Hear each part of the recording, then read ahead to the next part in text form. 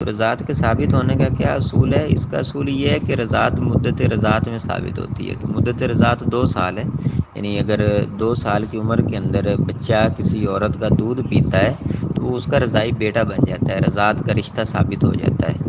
تو اس رشتے سے وہ تمام رشتے حرام ہو جاتے ہیں جو نسب سے حرام ہوتے ہیں۔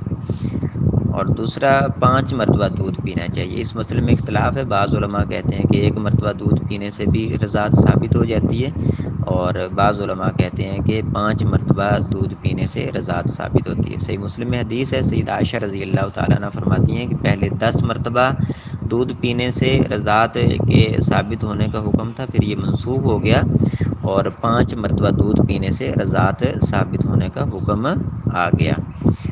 تو لہٰذا اگر کوئی بچہ 2 سال کی عمر میں کسی عورت کا 5 مرتبہ دودھ پی لیتا ہے تو وہ اس کا رضاعی بیٹا بن جاتا ہے۔ تو یہ خواتین جو اپنا دودھ ڈونیٹ کرتی ہیں اس طرح، جن کا پتہ نہیں ہوتا کہ یہ کس عورت کا دودھ ہے اور کون سا بچہ پی رہا ہے، تو یہ جائز نہیں ہے۔ یہ اسلام کے اس رضاعت والے اصول کے خلاف ہے۔ تو لہٰذا یہ متعین ہونا چاہیے کہ کون سی عورت دودھ پلا رہی ہے اور کس بچے کو پلا رہی ہے، تاکہ پتہ ہو کہ اگر اس نے 2 سال کی عمر میں پیا ہے اور 5 مرتبہ پیا ہے، بعض علماء کے نزدیک اگر 1 مرتبہ پیا ہے تو وہ اس کا رضاعی بیٹا بن جائے گا۔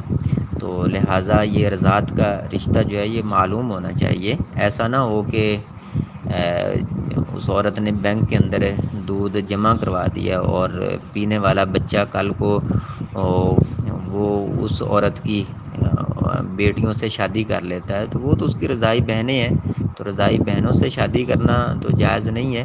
تو اس لیے یہ عمل جو ہے یہ معلوم ہونا چاہیے کہ کس عورت کا دودھ ہے اور کون سا بچہ پی رہا ہے۔